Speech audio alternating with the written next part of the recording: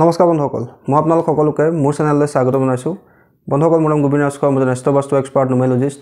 বন্ধুসকল, আপোনালোকৰ সুবিধাৰ্থে মই এই চেনেলটোত বাস্তুৰ সম্পৰ্কে, সংখ্যাতত্বৰ সম্পৰ্কে, জ্যোতিষৰ সম্পৰ্কে, তাৰ লগতে আপোনালোকৰ বিভিন্ন সমস্যাৰ সমাধানৰ উপায়সমূহৰ সম্পৰ্কে আলোচনা কৰি থাকোঁ।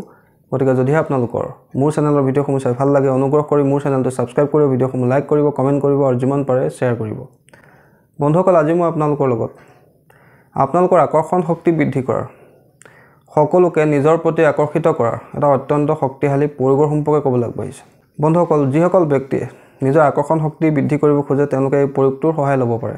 বিশেষকৈ যিসকলে নিজৰ সমাজত মান সন্মান বৃদ্ধি কৰিব খোজে, বা যদি কিবা কাৰণে আপোনাৰ অনুভৱ হয় মানুহবোৰে ভাল চকুৰে নাচায়, আপোনাৰ প্ৰতি কোনো ধৰণৰ সন্মানেই প্ৰদৰ্শন নকৰে, বা যদি আপোনাৰ লাভ লাইফত বা মেৰিড লাইফত পাৰ্টনাৰৰ পৰা সমস্যা হৈ আছে, বা আপোনাৰ যদি নিজৰ এট্ৰেকশ্যন পাৱাৰ আপুনি বৃদ্ধি কৰিব খোজে, আপোনাৰ প্ৰতি সকলো ব্যক্তি আকৰ্ষিত হওক, আপুনি যি বিজনেছেই নকৰক কিয় বা যি কামতে নাযাওক কিয়, সন্মুখৰ ব্যক্তিজনে যাতে আপোনাৰ সকলো কামতে সহযোগ কৰে বা সহায় দিয়ে, আপোনাক কোনো ধৰণৰ অবজেকশ্যন নিদিয়ে, আপুনি যি কামতে যায় সেই কামটো যাতে আপোনাৰ সিদ্ধি হয়, তাৰ কাৰণে আপোনালোকে এই প্ৰয়োগটোৰ সহায় ল'ব পাৰে। একেবাৰে এটা পৰীক্ষিত প্ৰয়োগ আৰু সহজ প্ৰয়োগ, সকলোৱে কৰিব পৰা প্ৰয়োগ। বন্ধুসকল, এই প্ৰয়োগটো আপোনালোকে কৰিবৰ কাৰণে এটা বস্তু আপোনালোকৰ প্ৰয়োজন হ'ব। বন্ধুসকল, সেই বস্তুটো হৈছে ডালচেনি। আপোনালোকে নিশ্চয় চিনি পায়, যাক ইংৰাজীত চিনামম বুলি কোৱা হয়। ডালচেনি আপোনালোকে কেইডোখৰমান গোটাই ল'ব। আপোনালোকে ডালচেনি গোটাই ল'ব, তাৰপিছত আপোনালোকে এই প্ৰয়োগটো কৰিব পাৰিব, আৰু এই প্ৰয়োগটো আপোনালোকে যিকোনো বাৰে কৰিব পাৰে।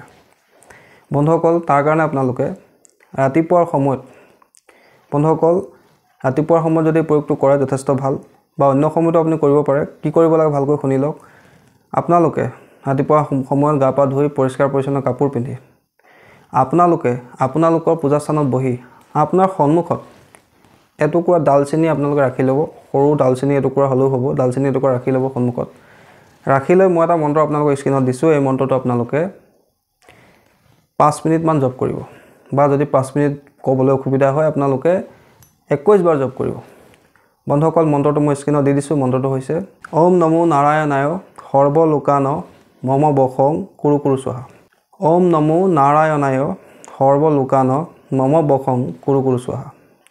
ওম নমো নাৰায়ণায় সৰ্বলোকান মম বশং কুৰু কুৰু স্বাহা।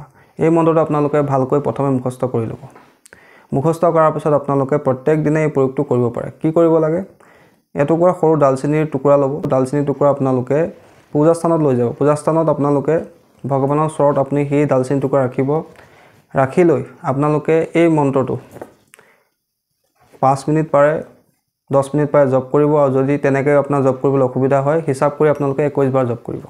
কিন্তু বন্ধুসকল, মন্ত্ৰটো আপোনালোকে নিতান্ত মুখস্থ কৰি ল'ব। চাই যদি আপুনি মন্ত্ৰ প্ৰয়োগ কৰে তেন্তে সেই মন্ত্ৰৰ প্ৰভাৱ কমি যায়। গতিকে প্ৰথমে মন্ত্ৰটো প্ৰয়োগ কৰাৰ আগত মুখস্থ কৰি ল'ব।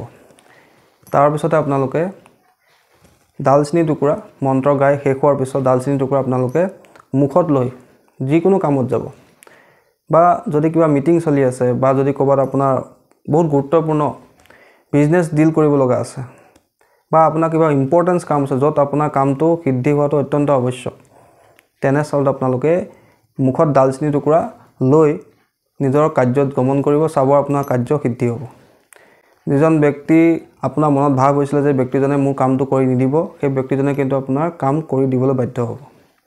আপোনাৰ আকৰ্ষণ শক্তিৰ দ্বাৰা মোহিত হ'ব। বন্ধুসকল, একেবাৰে এটা সৰু প্ৰয়োগ, পৰীক্ষিত প্ৰয়োগ। আপোনালোকে কৰি চাব। আপোনালোকৰ কাৰ্যসিদ্ধিৰ কাৰণে, নিজৰ এট্ৰেকশ্যন শক্তি বৃদ্ধি কৰিবৰ কাৰণে, আকৰ্ষণ শক্তি বৃদ্ধি কৰিবৰ কাৰণে একেবাৰে এটা সহজ উপায়, আপোনালোকে সকলোৱে কৰিব পৰা উপায়। কৰি চাব, নিশ্চয় ইয়াৰ পৰা আপোনালোকে ভাল ফল লাভ কৰিব। বিশেষ আপোনালোকৰ ইয়াত নীতি নিয়ম পালন কৰিবলগীয়া নাই। আপোনালোকে কেৱল ৰাতিপুৱা গা পা ধুই পৰিষ্কাৰ পৰিচ্ছন্ন কাপোৰ পিন্ধি মোৰ নিজৰ পূজাস্থানত বহি ল'ব। পূজাস্থানত বহোঁতে এটুকুৰা ডালচেনি লৈ ল'ব। ডালচেনি টুকুৰা আপোনাৰ সন্মুখত ৰাখি ল'ব। ডালচেনি টুকুৰা আপুনি ঈশ্বৰৰ চৰণত ৰাখিবও পাৰে, বা নিজৰ হাতৰ মুঠিত ৰাখিও আপোনালোকে এই মন্ত্ৰটো জপ কৰিব পাৰে। 5 মিনিটো কৰিব পাৰে, 10 মিনিটো কৰিব পাৰে, বা যদি তেনেকৈ ক'বলৈ অসুবিধা 21 বাৰ আপোনালোকে জপ কৰিবই লাগিব। তাৰপিছতে সেই ডালচেনি টুকুৰা মুখত লৈ আপোনালোকে নিজৰ যিকোনো কামত যাব, চাব আপোনালোকৰ সেই কাৰ্য সিদ্ধি হ'ব। সম্পূৰ্ণ গুৰুৰ প্ৰতি ভক্তি ৰাখি, ঈশ্বৰৰ প্ৰতি আস্থা ৰাখি আপোনালোকে এই প্ৰয়োগটো কৰিব। নিশ্চয় ইয়াৰ পৰা আপোনালোকে ভাল ফল লাভ কৰিব। কিন্তু বন্ধুসকল, এইখিনিতে এটা কথা কৈ থওঁ যে আপোনালোকে যেতিয়া এই প্ৰয়োগটো কৰে অনুগ্ৰহ কৰি সেইদিনা কোন ধৰণৰ আমিষ খাদ্য ভক্ষণ নকৰিব। আমিষ খাদ্য ভক্ষণ কৰি যদি আপোনালোকে প্ৰয়োগটো কৰে তাৰ পৰা কিন্তু আপোনালোকৰ বিশেষ ফল লাভ নহ'ব। গতিকে আপোনালোকে যদি কিবা ইম্পৰ্টেণ্ট কাম থাকে আপোনাৰ সেইদিনাখনি আপোনালোকে নিৰামিষ আহাৰ ভক্ষণ কৰি এই প্ৰয়োগটো কৰি আপোনালোকে কামত যাব, আপোনাৰ কাম সিদ্ধি হ'ব। বন্ধুসকল, আশা কৰিছোঁ আজি আপোনালোকে গম পালে যে কিদৰে আমি নিজৰ আকৰ্ষণ শক্তি বৃদ্ধি কৰিব পাৰোঁ, তাৰ কাৰণে আমি কি সহজ প্ৰয়োগ কৰিব পাৰোঁ। আশা কৰিছোঁ আপোনালোকৰ এই ভিডিঅ'টো চাই ভাল লাগিলে, আশা কৰিছোঁ আপোনালোকৰ বিষয়টো ভাল লাগিলে। যদি ভাল লাগিলে অনুগ্ৰহ কৰি ভিডিঅ'টো লাইক কৰি দিব, কমেণ্ট কৰিব আৰু মোৰ চেনেলটো ছাবস্ক্ৰাইব কৰিব। ধন্যবাদ।